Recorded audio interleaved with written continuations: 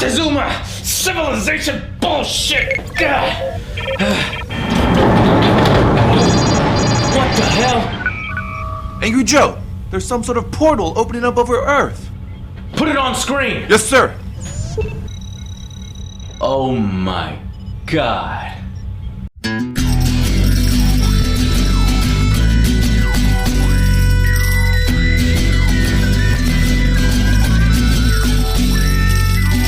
Welcome to Atop the Fourth Wall, where bad comics burn. Linkar's gonna teach you all a lesson you won't learn. Brodsky, you're not the smartest. Life out, you're not an artist. Anyone who's had a bad comic published, it could be your turn. Linkara, he's a man punch, wears a purdy hat. Linkara, he has a magic gun. Where'd he purchase that? Linkara, coins, robots, Amazons and trucks. Linkara, this comic sucks. Linkara.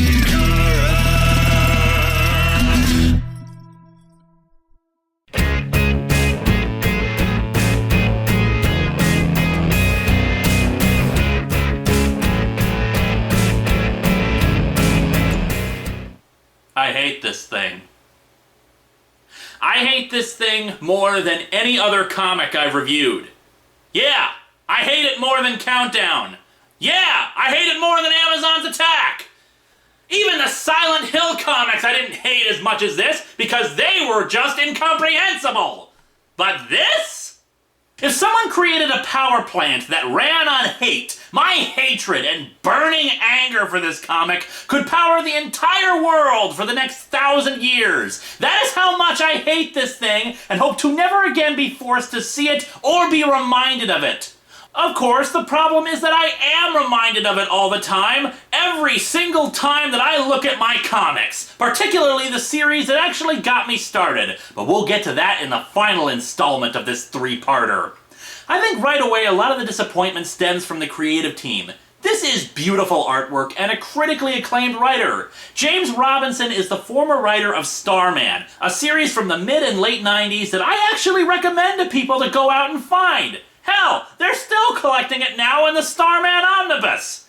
It's a glorious tale of superheroes, romance, complex characters, and even quite a few tragic moments while celebrating one of the other superheroes that Siegel and Schuster created besides Superman. Robinson could do no wrong as a writer.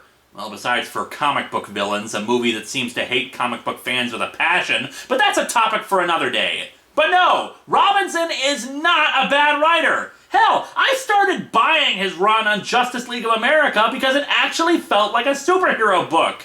Mind you, it devolved pretty rapidly into crap, but I blame that on a long, boring-ass crossover and editorial mandates about who could actually be on the team, and wow, I just keep getting off track with this, don't I?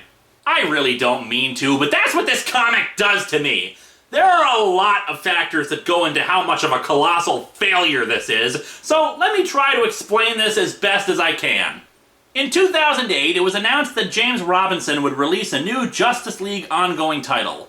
Dan DiDio, executive editor at DC, said that the book would be about justice and seeking justice, rather than responding to emergencies, letting the problems come to them, and almost entirely reactive. Robinson later explained that the Justice League is rarely about bringing villains to justice, or even bringing justice to the world at large. They're attacked and they defend themselves, or there's a crime in progress and they go and fight it. My thinking was that if you have justice in your name, then you should do something about bringing justice to people, or bringing villains to justice. And that's the problem in a nutshell. This is a recurring trope in superhero comics, the proactive superhero team. Essentially, what the two said was that the Justice League is an ineffectual organization because all they do is respond to crimes and emergencies when they happen. 1. Yeah, that's kind of how it works. They're not a criminal unless they've committed a crime. And while you can work to prevent emergencies from happening, you can't respond to an emergency that didn't happen. 2. If you're so upset about the creative direction of a series that you publish, Perhaps you want to think about reworking the premise of that book instead of implying that there's something wrong with a book that you're then saying isn't worth our time. Next, there's that bringing justice to people or bringing villains to justice bit. Let's start with the latter. What exactly do you call fighting supervillains and putting them in jail? Isn't that exactly what you said a second ago was what the Justice League was doing? You can't even stay consistent in the same freaking paragraph! Ah, but that is the problem. Bring justice to the world. What the funkin' wagnall is that supposed to mean exactly? Social justice? Criminal justice? Transitional justice? Let's play college professor here and just say this. Define your terms. Ugh, I'll get into more ranting later when we start hearing the dialogue. More or less, the book started to fall apart as it was being written and even while it was being released. Instead of an ongoing series, it became a miniseries. Instead of a book about a new second Justice League team, yeah, that's worked so well in the past, by the way, it instead became the launchpad for the rest of the DC universe. Much like how Countdown was supposed to define and introduce the stories at that time, Cry for Justice was supposed to help redefine the Green Arrow stable of books, because a bunch of bad decisions there led to a mediocre and facepalm-worthy book that was losing readers fast. Once again, we have editorial mandate to blame for this garbage. But enough of my ranting. Let's dig into Justice League Cry for Justice number 1 and number 2, and may God help us all. I'm reading from a trade here, which I paid full price for. Jeez, I feel sick for having done so. So no looking at the covers. What I will comment on is the logo. I've spoken before about how logos should be unique and awesome. The Justice League logo is great in that classic style of a big organization that's golden and glorious with a superhero shield attached to it. The problem is the Cry for Justice part, specifically the font. I want you all to back away from your computer screens for a moment and glance at the first word. Yes, this series has been repeatedly mocked as gay for justice. Well done, editors. No one caught an easy way for people to make fun of your comic, immature as it may be. Let's first take a look at the introduction by James Robinson. Now, let's give some credit to the man. He freely admits that the book is rife with problems, a lot of which is the changing direction of the book during its publication. To quote him, this book is one of the weirdest and darkest stories he's ever written, and he's not proud of that fact, and he knows that the book gets people angry, but he stands behind it. Admirable, Mr. Robinson. However, that doesn't make up for the fact that it still blows chunks. We open to the orbiting Justice League satellite, where Hal Jordan, the Green Lantern, is talking to the other members of the League. I have something to say. I don't think I can take this anymore. I'm mad as hell and I can't take it anymore. You can tell by the expression on my face. Oh, and by the way, apparently the planet Cyclo just blew up outside since the space next to Earth has a huge purple nebula within it. And how many more of us will be taken? With each crisis, more of us fall. Now Bruce is gone. And Jean. Hal is referring to the events of Final Crisis, where the Martian Manhunter was killed, he's better now, in a pointless fashion to show us a villain in that story was faux serious, yo. Batman was also apparently killed, but instead he was sent back in time in a story that was a lot better than this one. Superman tries to reassure Hal, but he's despondent about the situation. Begin again, like before, like every other time, doesn't answer one thing. Our name. Justice? The Justice League? Justice for... of what? Well, technically, of America. That's the full name. People just shorten it to Justice League because you do more than help America. We wait for villains to do wrong and then go after them, or we wait for them to attack us. Might have worked then. As I said, diddly durhay, Hal. That is how it works. Criminals have to commit a crime before you can track them down. But these aren't the villains of yesterday, and our being good and true isn't scaring them back into the shadows. Not anymore. Wonder Woman asks what he's saying. I'm saying this will not stand. I'm saying they hurt us, we hurt them back. Okie dokie, Hal. How do we do that? I said, how do we do that, Hal? Well, We have to track down Libra and every member of his secret society of scum. We have to track them all down. All the villains. All the evil. And then what, Hal? Hal? Justice League. Justice Society. League. Society. Community of heroes. Cool. I'll put the coffee on. What about justice? What about love? This is seriously lazy-ass writing if ever I've seen it. We have to track them down. No, really, Hal? I figured the League members were just gonna sit around and play video games all day. I mean, come on! Hal is just bitching for the sake of bitching. And what about justice? Okay, Hal, what's justice? Are you planning on killing them? Torturing them? Maiming and mutilating? There is no answer! The entire foundation upon which this story is built is weak and shoddy! I am the law in Space Sector 2814. I am the law! And that includes Earth. Time I stepped up. Someone needs to stop groups like Libras from ever taking flight in the future. Yeah, the last time you had that kind of mindset, Hal, you got possessed by a yellow space bug made of living fear that almost had you destroy the universe. Funny how continuity works. Green Arrow joins Hal because... I have no idea. Yeah, they're best friends, but I have no idea philosophically why he's being this much of an idiot. You want a league. I want justice. A league is a type of organization. You want justice, a metaphysical concept that you can't even properly define. Don't pretend you know what you're talking about! Anyway, the two leave in one of Hal's energy bubbles. I especially love how the rest of the League just stands there, dumbfounded by how stupid the two are acting. It's even better if you think of it like they're the two's parents. Aw, those two little scamps are just overtired. They'll come back in an hour and want a nap.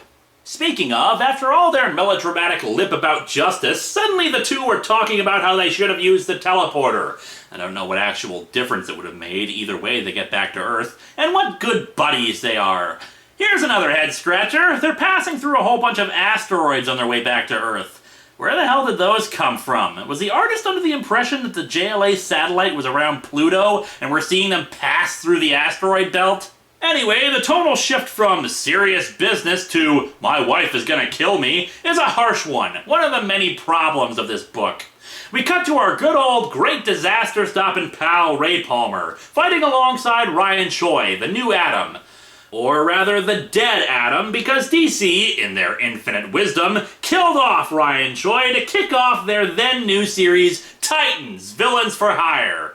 Yeah, remember way back in my review of Titans #1? When that book reached the 20s, DC split up all the characters and handed it off to a villain and made it about villains. What's better? DC already had a book about a team of villains! Secret Six! The difference being that Secret Six doesn't suck! Anyway, I'm kind of getting off track. The reason I bring all this up is because a scene with the two Atoms fighting side by side is a great one. The two praise each other in narration captions. In a different story, this would have been great. However, it's quickly ruined by how the scene concludes. The two are fighting the perpetually badly dressed villain Killer Moth. Ray Palmer starts interrogating Killer Moth about a friend of his who was recently tortured and killed for information about time pool technology. Killer Moth refuses to talk, but Ray Palmer decides he's got a better way to get information. Have you ever had a sinus headache so torturous you thought your head'd explode? What if I shrank to microscopic size, entered your skull, then began to grow? Imagine how that would feel. Oh God, you're serious. You're heroes. You don't act that way. He's a hero. I'm Ray Palmer. Welcome to pain. So, where do I begin? Let's start with the continuity and character bits first, since that's always exciting, isn't it? Ray Palmer, as we've discussed before, is a scientist. He's not Dirty Friggin' Harry or Jack Flippin' Bauer, who will stoop to torture for information. Supposedly, the impetus for this sudden shift is the death of this friend of his that, as far as I know, we have never seen before and will never be mentioned again. That's superb storytelling right there. It's even better if this character did exist and they just didn't bother to show his death. Way to make a supporting character actually matter, eh? Next, there's the method of torture. Remember Countdown and how Ray Palmer was hiding on some alternate universe Earth? Well, that's because of another miniseries called Identity Crisis that I absolutely hate, which I'll get to eventually, I promise. In that story, Ray Palmer's ex-wife, whom he still loves, murders a friend of theirs. And the method of killing her? Shrinking into her brain and growing slightly. That's right, Ray is now using the same method that his murderous ex-wife used. The same one that made him so emotionally crippled that he retreated into Countdown. Brilliant! And finally, there's the third part of our trio of terrible. I'm Ray Palmer. Welcome to Pain. Do I even need to say anything about this? And in case you're thinking that was just a bluff, yeah, next page, we immediately see Ray do it. Torturing Killer Moth. Our heroes, ladies and gentlemen. Anyway, Killer Moth gives away that the person responsible was a villain named Prometheus. We'll get into him a bit later. Ray tells Ryan Choi to go back to his hometown. Me, I'm taking this all the way to Prometheus's doorstep. I want him to pay. Yeah. Justice! And you yelled that out. Why? We cut to Opal City, where Robinson's Starman series took place. Here we meet McCall Thomas, a former Starman himself, and he goes into a funeral parlor since apparently his boyfriend was killed off-panel due to a supervillain attack. Outside, he unleashes his pain and rage, blowing up a random car and walking away. His words don't have a direct translation to any on this planet, but their meaning does. Justice! Hey, he just cried out! And it was for justice! It's all coming together now! We cut to Africa, specifically the Congo. One of James Robinson's strengths has been taking old, goofy characters and giving a fresh spin on them, and thus we have one of those kinds of things. This is Congorilla, originally a human character named Congo Bill, who got transformed into a gorilla during the Silver Age. His entire tribe of gorillas has been slaughtered, along with another superhero named Freedom Beast. Oh goody, killing off B-list superheroes. That's always a good sign for a comic, right? Anyway, with the death of his friend, Congorilla has the expected reaction. And so issue 1 ends with Congorilla screaming that he wants justice, along with a caption simply saying, Justice. Justice! Now with the fresh scent of pine. Issue 2 opens with Green Lantern and Green Arrow in Gotham. I have a confession to make. I'm pregnant! If it involves you, the Huntress, Lady Blackhawk, and a bottle of grappa, Dinah already told me, and all I have to say is, well played, sir. Implying that two ass-kicking superheroines from Gail Simone's critically acclaimed Birds of Prey series had a drunken threesome with Hal Jordan. Hilarious. James Robinson, man of class, ladies and gentlemen. Fortunately, in a recent issue of Birds of Prey, it was implied that Hal just got drunk off his ass and passed out. Well played indeed. So what's he actually confessing? I don't like Gotham. That's a stupid confession. Actually, I'm lying. You do like Gotham? No, that wasn't my confession. Then why did you bring it up? Truth is, I didn't like Bruce. Again, why did you bring up Gotham as your confession then? Dear Lord, this thing is only 2 pages in, and I already feel like we've been sitting through a ton of padding. Anyway, we cut to Black Hawk Island, where Congorilla, and yeah, I know he wants people to call him Bill in the book, but frankly, how can you go wrong with a name like Congorilla? And Mikal are fighting. After they blast each other for a few panels, they finally stop and talk, realizing that neither of them are bad guys. Again, thanks for the padding. The 2-page spread of the two yelling at each other was totally necessary. What brings you here? My love was murdered. I seek justice. You? My friends. Justice too. Hey, we should start a band. They trade expositions about tracking down who killed their respective loved ones, their trail bringing them to the island. They put together that this was a stop-off point for the murderers, but the trail is now leading to Paris. They decide to team up and take a plane. See, this was all the entire scene needed to be, them meeting on the island and going on the trail. Back in Gotham, the two green heroes meet with Jason Bard, a lesser-known supporting character of the Batman books. He called them because I guess he has a Justice League communicator or something that lets him call Green Friggin' Lantern. Yeah, well, I know this is Gotham, where it's law, apparently, that people conduct every important conversation on a rooftop, but is there a reason we couldn't have met in your office? Don't be rude, Hal. Rude? I'm freezing! Whiny man. Bard tells them that there is indeed a reason why they're on the rooftop, then proceeds to say that he's heard on the streets that they're hunting supervillains. How?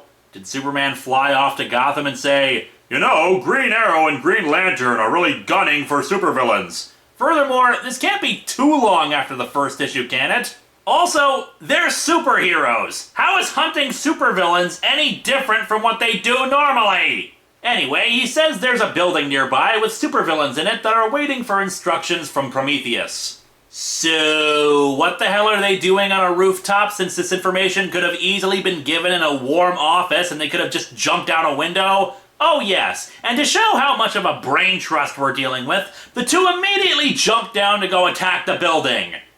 On their own. For the record, Prometheus managed to beat Batman and most of the Justice League single-handedly. And now those two are just gonna go charging in, not knowing how many villains are in the building and what sort of power levels they're up against. So why go into such a blatantly bad situation? Well, obviously it's because justice! We cut to the Flash Museum in Central City, where Jay Garrick, the Golden Age Flash, is meeting with Ray Palmer. The museum has been wrecked up pretty badly, and Jay says that 3 guards were killed, showing us... I don't know. I thought the middle was Charlie Chaplin, but he's got the wrong hat, and people on Twitter speculated that the other 2 were Laurel and Hardy, but Hardy usually has a mustache, and Laurel's hair isn't right. Another fan on Twitter said they're supposed to be Winky, Blinky, and Naughty, a Three Stooges homage that used to pal around with Jay Garrick.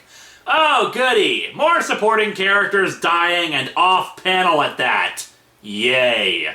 The two continue to talk and pat out things, Jay telling him he needs to stop blaming himself for all the people who keep dying around him. I tried. I found another world. I even found another Jean Loring.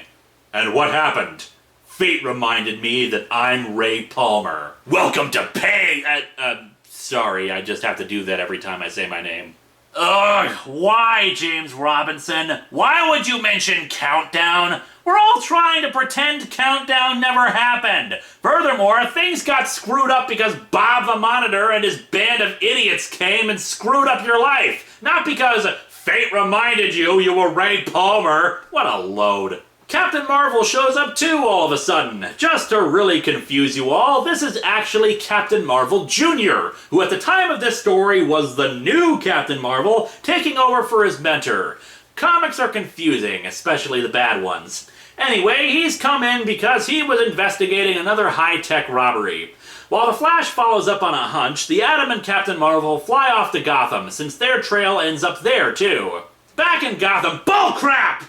No, I'm sorry, but this is bullcrap! The fight happened off-panel? Plus they did all this without any difficulty? No, I'm sorry, but I can see Black Manta, Scarecrow, and Dr. Polaris in a pile of at least 10 supervillains. I don't care how good you are. Those guys, plus another 7 or so, are still gonna cause problems, no matter how B-list they are. This doesn't make the heroes look like badasses. It makes the writer look lazy for not bothering to show us how they could have won. Ray Palmer and Captain Marvel show up and they say hi to each other.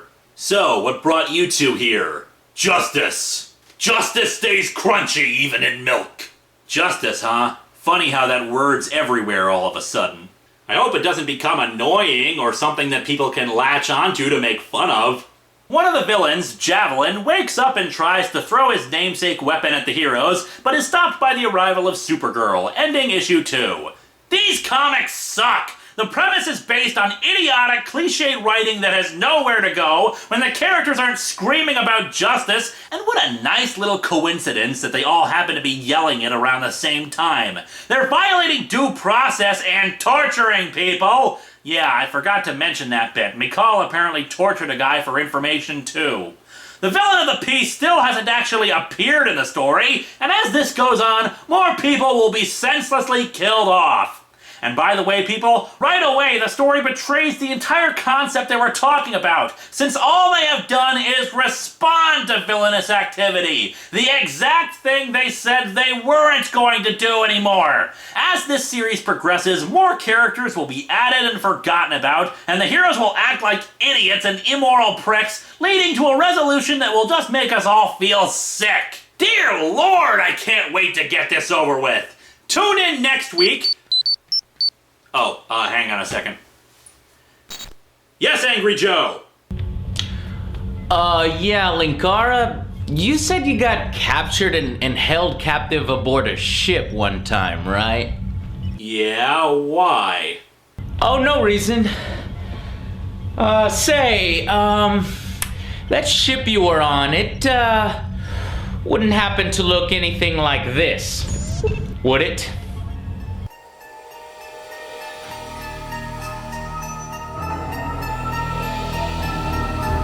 How does that look to you? Vice.